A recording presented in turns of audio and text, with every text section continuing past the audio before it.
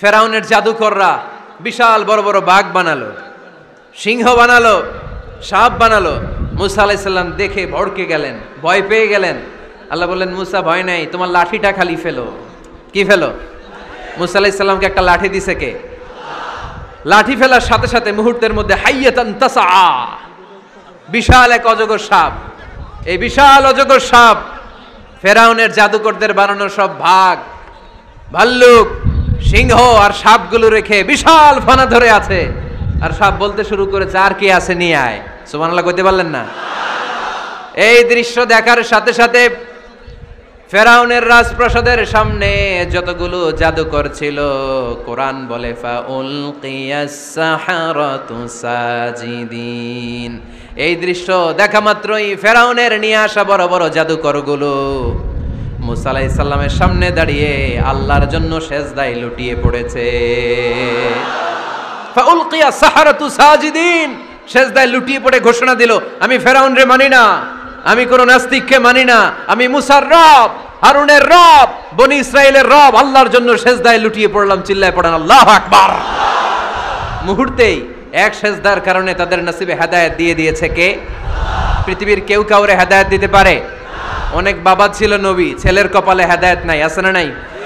অনেক ছেলে ছিল নবী, বাবার কপালে হেদায়েত নাই, আছে না নাই? হেদায়েত দেওয়ার মালিক একজন, চিল্লায় বলেন তিনি কে? একটা সিজদা, একটা সিজদা, একটা সিজদার আদেশকে অমান্য করার কারণে ইবলিস জাহান্নামীদের সর্দার। চিল্লায় বলেন ঠিক কিনা? ওয়া ইয কুলনা লিল মালাইকাতি ইসজুদু লিআদম ফাসাজাদু ইল্লা ইবলিস আবা ওয়াস্তাকবারা ওয়া কানা মিনাল কাফিরিন।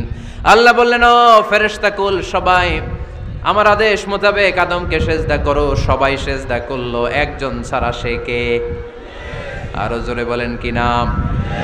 আবা, অস্বীকার করলো, ওয়াস্তাকবার, অহংকার দেখালো, ওয়া কানা মিনাল কাফিরিন, কাফেরদের অন্তর্ভুক্ত হলো, জাহান্নামীদের সর্দার হলো। কয়টা সেজদার আদেশ?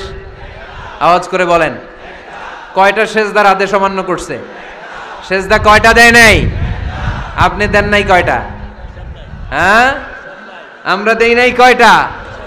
এক সেজদা না দিয়া জাহান্নামীদের লিডার। আমরা সেজদা মিস করছি কয়টা? কয়টা? মুসলমান সেজদায় লুটিয়ে পড়তে হবে একজনের খুশির জন্য, তিনি কে? তাহলে কোরআনকে যে প্রশ্ন করেছি, কোরআন সব উত্তর দিয়ে ফেললো। কোরআন আমাদেরকে জানিয়ে দিল, তোমরা সবাই আল্লাহর নৈকট্যপ্রাপ্ত বান্দা হতে চাও, আল্লাহর কাছের বান্দা হতে চাও, তাহলে ওয়াসজুদ, কি করো? সবাই বলে নাই, আওয়াজ করে বলো মুসলমান, ওয়াসজুদ মানে কি? সেজদা করো। সেজদা করলেই আল্লাহর কাছে যাওয়া যায়। মনের যত জ্বালা যন্ত্রণা দুঃখ ব্যথা আপনি সেজদায় পড়ে আল্লাহরে বলেন। কোনো ভায়া লাগবে না, কোনো মিডিয়া লাগে না, কোনো সিরিয়াল লাগে না, কোনো অ্যাপয়েন্টমেন্ট লাগে না। ডাকতে দেরি, ডাকে সাড়া দিতে দেরি হয় না। তাহলে কোরআনের আলোকে আজকে আমরা জেনে গেলাম আল্লাহর কাছে যেতে হলে সেজদায় লুটিয়ে পড়তে হয়। এবার আমরা সুন্নাহর আলোকে জানার চেষ্টা করব কি করে আল্লাহর কাছে যেতে হয়। শুনবেন? কষ্ট হচ্ছে নাকি আপনাদের? সুন্নাহকে যদি আমরা জিজ্ঞেস করি, বিশ্বনবী রেখে যাওয়া সুন্নাতে যদি আমরা একটু তালাশ করি, একটু স্ক্যানিং করি, একটু চোখ বোলাই, তাহলে সুন্নাহ আমাদেরকে বলে বেশি বেশি নফল ইবাদত করো আর আল্লাহর নৈকট্য হাসিল করো। সুবহানাল্লাহ পড়বেন না? কোরআন বলেছে সেজদায় লুটিয়ে পড়ো। যা যা বললাম আমি ওঠার আগে জিজ্ঞেস করে আবার শুনে যাব, কারণ আমি মনে করি এটা ক্লাস। এটা কি ক্লাসে পড়া দেওয়া নেওয়া আছে না নাই? এতক্ষণ পড়ানোর পরে জিজ্ঞেস করার দরকার আছে না নাই? কোরআন বলছে কি আর সুন্নাহ কি বলে? নফল ইবাদত। আওয়াজ করে বলতে হবে, সুন্নাহ কি বলে? বুখারীর বর্ণনা, আল্লাহর হাবিব সাল্লাল্লাহু আলাইহি ওয়াসাল্লাম বলেন, মা ইয়াজালু আবদি ইয়াতাকাররাবু ইলাইয়া বিন নওয়াফিল, বান্দা যত বেশি নফল ইবাদত করতে থাকে, করতে করতে করতে করতে বান্দা আমার কাছের নৈকট্য প্রাপ্ত বান্দা হয়ে যায়। হাত্তা উহিব্বাহু, এরপর আমি আমার বান্দারে এত ভালোবাসি, কুনতু সামআহুল্লাযী ইয়াসমাউ বিহি, বান্দা যখন শুনে সে তার নিজের কান দিয়ে শোনে না, আমি আল্লাহর কানে শুনে। কুনতু বাসারাহুল্লাযী ইউবসিরু বিহি, বান্দা যখন দেখে নিজের চোখে দেখে না, আমি আল্লাহর চোখে দেখে। ওয়ায়াদাহুল্লাতী ইয়াবতিশু বিহা, বান্দা যখন কিছু ধরে বান্দার হাতে ধরে না, আমি আল্লাহর হাতে ধরে।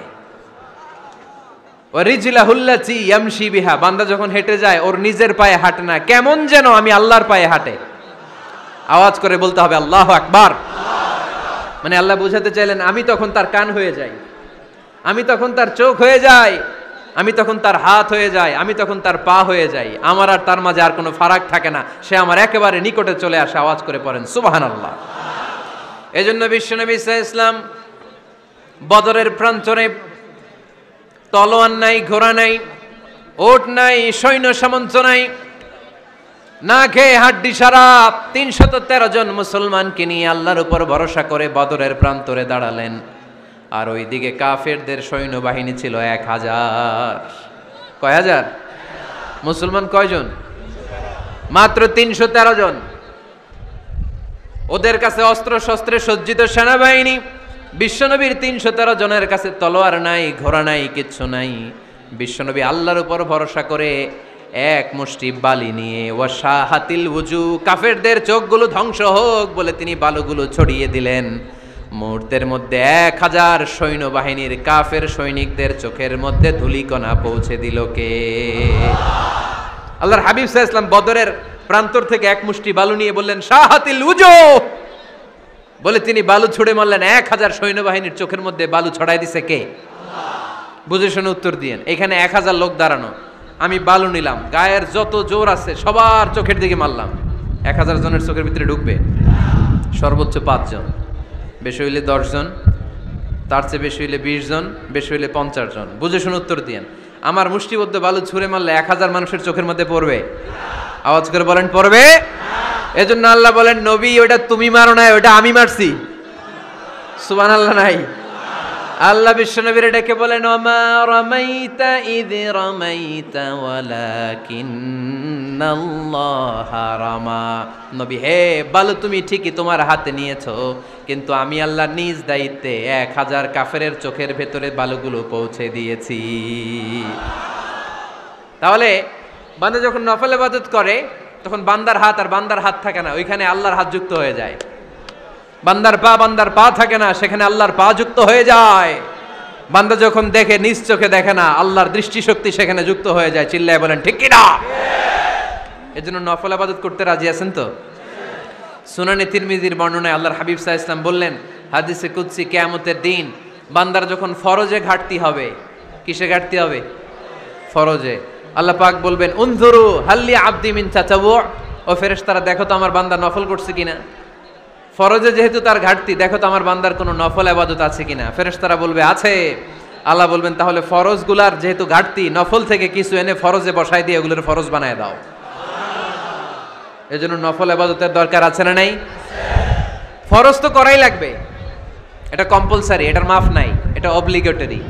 নফল করে আল্লাহর কাছে যাওয়া যায়, নফল হচ্ছে ওভার টাইম। নফল ইবাদত কেমন? আওয়াজ করে বলেন। তাহলে কোরআনের আলোকে আমরা জানলাম যে আল্লাহর কাছে যেতে হলে কি করতে হয়? সেজদা দিতে হয়। আর সুন্নাহর আলোকে আমরা জানলাম আল্লাহর কাছে যেতে হলে কি করার মাধ্যমে কাছে যেতে হয়? আওয়াজ করে বলেন। নফল ইবাদত করতে রাজি আছেন সবাই? সবচাইতে শ্রেষ্ঠ নফল ইবাদত হচ্ছে কোরআনের তেলাওয়াত, ঠিক কি না? আল্লাহর হাবিব সাল্লাল্লাহু আলাইহি ওয়াসাল্লাম বললেন নফল ইবাদতের মাধ্যমে আল্লাহর কাছে যেতে চাও, নৈকট্যপ্রাপ্ত বান্দা হতে চাও, আফদলুল ইবাদাতি তিলাওয়াতুল কোরআন। সবচাইতে যত নফল ইবাদতের লিস্ট হতে পারে, এই লিস্টে র্যাঙ্কিং এ ১ নাম্বার থাকবে কোরআনের তেলাওয়াত। এই কোরআন তেলাওয়াত করতে রাজি আছেন তো? আমার হাতে যে কিতাবটার নাম কি? সবাই বলতে পারেন নাই? আওয়াজ করে বলেন তো কিতাবটার নাম। এই কিতাবে ভুল আছে? সন্দেহ আছে? সংশয় আছে? এটা আলোর পথ দেখায়। এই কিতাব মানুষকে মানুষের মতো মানুষ বানায়, ঠিক কিনা? গরুর পেট থেকে বেরোলে ওটা গরু, ছাগলের পেট থেকে বেরোলে ওটা ছাগল হয়, মানুষের পেট থেকে বেরোলে ওটা মানুষ হয় না, ওটার মানুষ বানাইতে হয়। মানুষ বানানোর জন্য কোরআন পড়ার দরকার আছে না নাই?